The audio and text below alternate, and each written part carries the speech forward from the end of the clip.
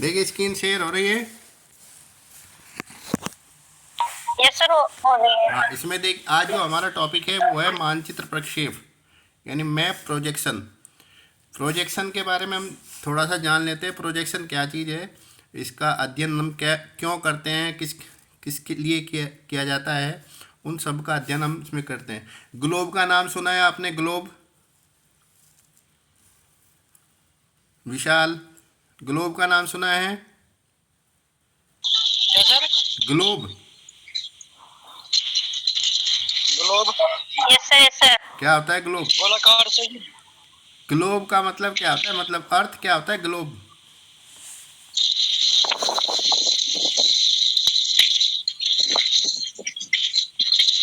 पता नहीं सर जी, आप बता दो। हाँ, ग्लोब का जो मतलब होता है पृथ्वी का नमूना।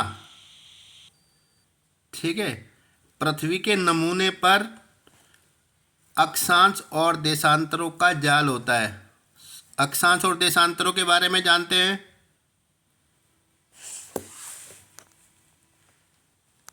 जानते हैं अक्षांश और सर देशांतर? वो अक्षांश रेखा है, देशांत रेखा है। देखो ये जो लाइन है ऐसे, जो जी पूरब से सर। पश्चिम की ओर को खींचती है ऐसे, ये तो होगी अक्षांश रेखा है ना। जी इनकी सर। इनकी जो संख्या होती है वो होती है 360।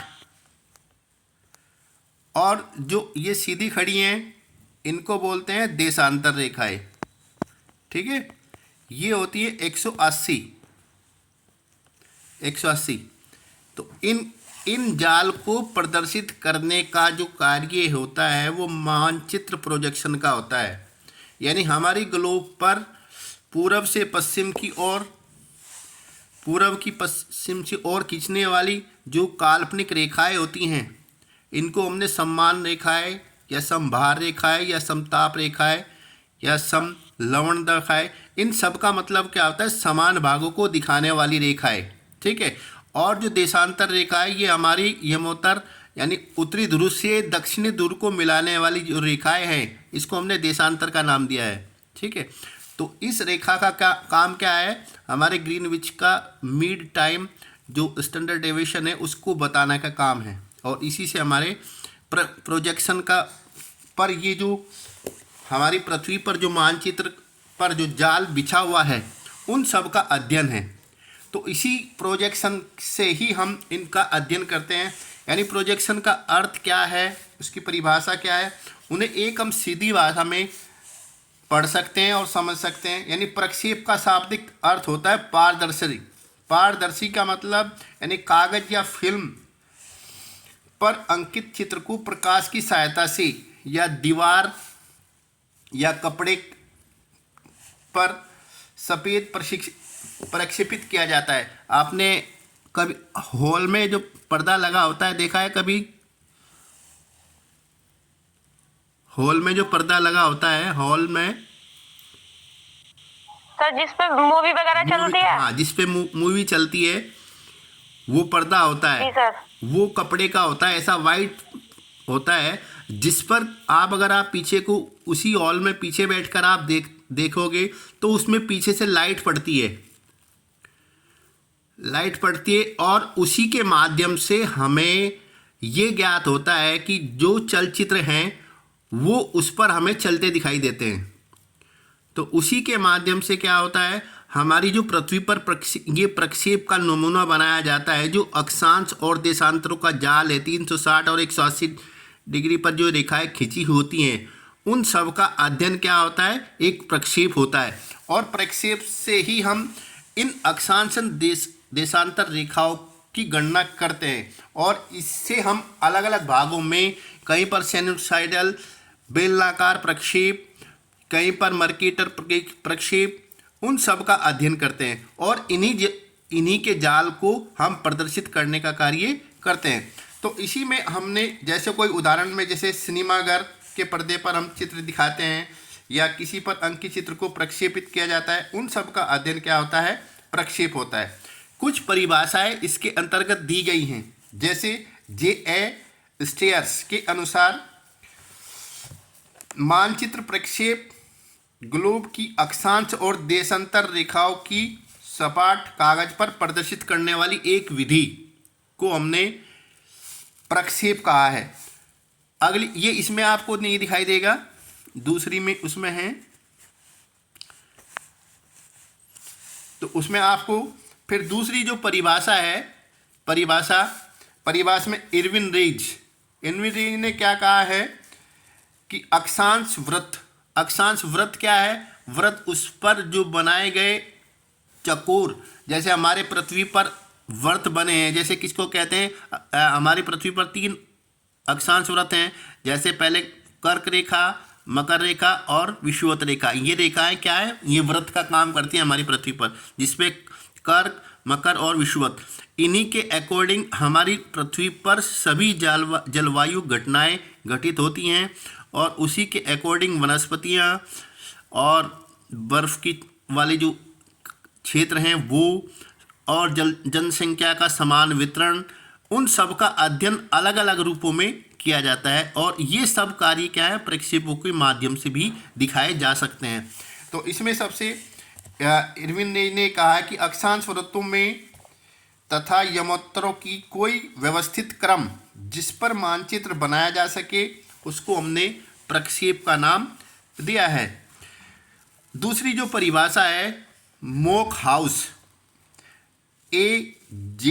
मोक हाउस ने के अनुसार क्या है? पृथ्वी के अक्षांश वृत्तों तथा यमोत्तरों का जाल या रेखा जाल के रूप में समतल सतह पर प्रदर्शन मानचित्र प्रक्षेप कहलाता है। समतल सतह पे है क्या है? हमारी पृथ्वी, उस पर। तो अगर हम बात आते हैं पर्वतों की, तो पर्वतों पर समतल भाग नहीं है, क्योंकि हमारी जो पृथ्वी है इसका जो उच्चावच है वो कहीं उबड़ खाबड़ है, कहीं पर पर्वत बने हैं, कहीं पर पठार बने हैं, कहीं पर मैदान बने हैं, कहीं पर तट बने हैं। तो उनका अध्ययन क्या है? सब जगह अलग अलग रूपों में किया जाता है। इसी क्रम में जॉन बिगाट की जो परिभाषा है, अगली परिभाषा में इन्होंने क्या कहा है? ग्लोब की अक्षांश व देशांतर रेखाओं को कागज पर प्रदर्शित करने की विधि को मानचित्र प्रक्षेप कहा है। तो इन्हीं सब का अध्ययन क्या है? हमारा प्रक्षेप है। यानी जितनी भी परिभाषा है, इन सब का निष्कर्ष क्या होता है? यानी गोलाकार पृथ्वी पर उसके किसी भी बड़े भाग का मानचित्र बनाने के लिए प्रकाश क्रिया, ज्यामिति विधि, कागज और समतल सतह का होना, या भूग्रिड कार्य जो हमारी कहते हैं टॉपोसिट, उसके आधार को एक मानचित्र प्रक्षेप के आधार पर ही बनाया जाता है। तो इन सब का हमारी पृथ्वी पर सबसे महत्वपूर्ण सोर्स कौन सा है? आपको मैंने पढ़ा भी दिया है। किससे सोर्स आता है हमारी पृथ्वी पर, जिसको हमने क्या कहा है? तापमान का जो वितरण है वो कैसे पड़ता है? सूर्य से पड़ेगा। हाँ, सूर्य का जो तापमान है क्या वो सब जगह एक समान है? नो सर, नहीं है। तो कैसे नहीं है? अगर है तो कैसे है? हमारी जो अक्षांश रेखाएं हैं उन सब का ताप का वितरण सब जगह अलग अलग पड़ता है। अगर सूर्य का कोण सीधा पड़ रहा है तो हमें ताप अधिक मिल रहा है, कोण तिरछा हो रहा है तो शीतोष्ण कटिबंधीय, और कोण बिल्कुल तिरछा है तो वहाँ पर शीत कटिबंध वाला जो जोन है जो 66.5 से 82.5 डिग्री के माध्यम पर होता है। तो इन्हीं सब कार्यों से ये देखिए जाल बना है हमारी पृथ्वी पर, बना है ये हमारी पृथ्वी, ये सिर्फ अक्षांश रेखाएं हैं, और इनकी जो स्थिति है वो क्या है? 360 डिग्री है। 60। ठीक है। तो इन्हीं को हमने ये वाले देखी।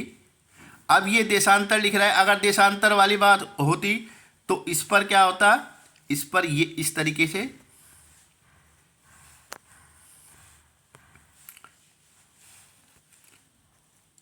हो जाती, ये वाला ऐसे दिखाई दे रहा है आपको? जी सर। तो ये क्या है? हमारी पृथ्वी का जाल है। ठीक है। ये जो ऊपर वाली जो रेखाएं मैंने ऐसे डाली है ये 180 है। ठीक है। और ये जो वाली है ये 60 ये वाली। जी सर। तो इसको हमने प्रक्षेपित किया है। प्रक्षेपित का मतलब प्रकाश के माध्यम से, और हमारी पृथ्वी पर प्रकाश कहाँ से आ रहा है? सूर्य से।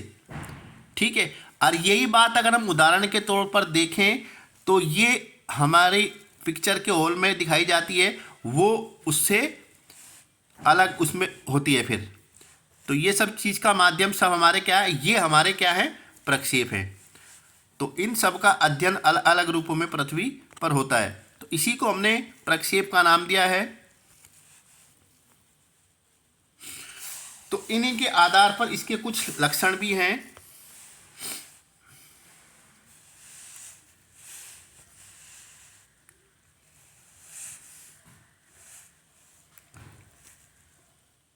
ये देखिए मानचित्र का इतिहास है।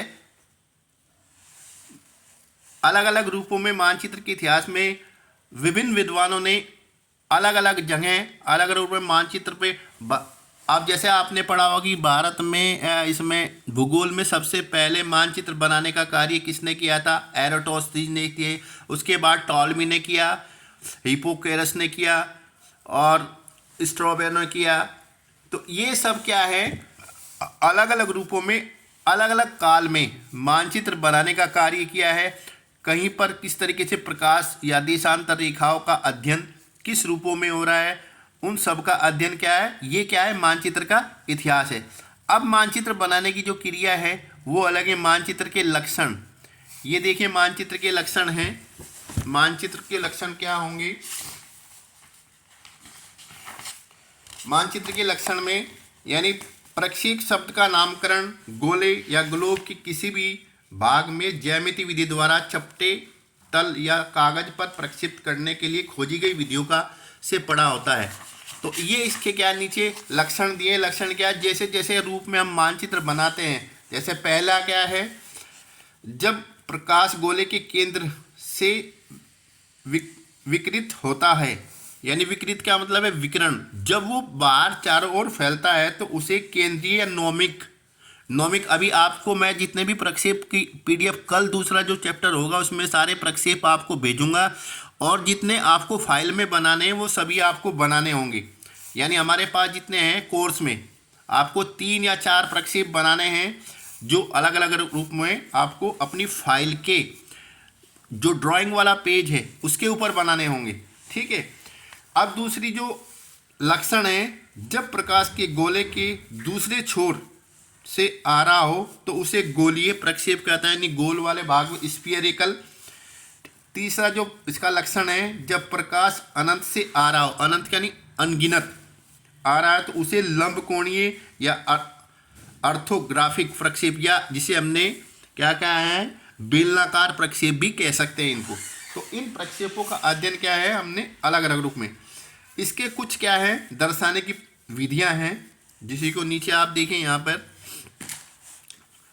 ये वाली देखिए यहाँ पे, यहाँ लिखी है ये क्षेत्रफल की शुद्धता, यानी उसका जो क्षेत्रफल उसको दिखाया है लंबाई गुणा चौड़ाई अपॉन 100 के अकॉर्डिंग उसका एरिया निकलता है। शुद्ध आकृति, समरूपता या समाकृति वाले जो क्षेत्र हैं, दूसरा पॉइंट। फिर शुद्ध की दूरी, फिर उसकी जो लंबाई एवं चौड़ाई ऊंचाई कितनी है, कितने ग्रिड के अकॉर्डिंग उसके लंब और ऊंचाई वाले भाग और कितने भागों पर उसको दर्शाया गया है। फिर उसमें शुद्धता है या नहीं है, चौथा पॉइंट। फिर मध्यवर्ती अक्षांश और देशांतर की शुद्धता उसके अंतर्गत है या नहीं है। अधिकाधिक गुणों का सापेक्ष या समावेश उसके अंदर है या नहीं है, उसके अंदर कितने गुण हैं कितने नहीं, क्या वो। और नंबर नेक्स्ट है सरल और संरचना। ये क्या है? अलग अलग भागों में इसका अध्ययन किया जाता है। अब ये देखिए ऊपर लिखा है मानचित्र प्रक्षेप का वर्गीकरण। वर्गीकरण इन्हें अलग अलग रूपों में किया है। अगर बात वर्गीकरण की, यानी अलग अलग भागों में संदर्श नंबर जो पॉइंट है ए, यहाँ लिखा है संदर्श प्रक्षेप, यानी ऐसे प्रक्षेपों को पृथ्वी के घटाए गए ग्लोब के आधार पर प्रकाश की स्थिति के अनुरूप बनाया जाता है। यानी जब प्रकाश कम आएगा तो उन्हें घटाकर इसके अंतर्गत कौन कौन से आते हैं, जैसे बेलनाकार, बेलनाकार प्रक्षेप या शंक्वाकार शंकु बनाने वाला, और फिर शिरोमणि बिंदु, यानी इस भाग के अंतर्गत ये आते हैं संदर्श के। अब दूसरा जो पॉइंट है मुख्य रूप से असंदर्श, ये ऐसे हैं जिसके आधार पर इसमें क्या होता है, इन्हें गणित की सहायता से संदर्श प्रक्षेप में संशोधन कर बनाया जाता है। संशोधन का नहीं, घटाया बढ़ाया जा सकता है। तो ऐसे के आधार पर उन्हें मापनी के अकॉर्डिंग बनाया जाता है, और इसी के आधार प्रक्षेप को निम्न प्रकार में विभाजित किया गया है, जैसे समक्षेत्र प्रक्षेप, फिर शुद्धाकृति वाला प्रक्षेप, फिर शुद्ध दिशा वाला, शुद्ध मापनी वाला, रचना के आधार पर बेलनाकार, शंक्वाकार। तो ये क्या है, हमारे प्रक्षेप है। तो इसको आपको बनाना है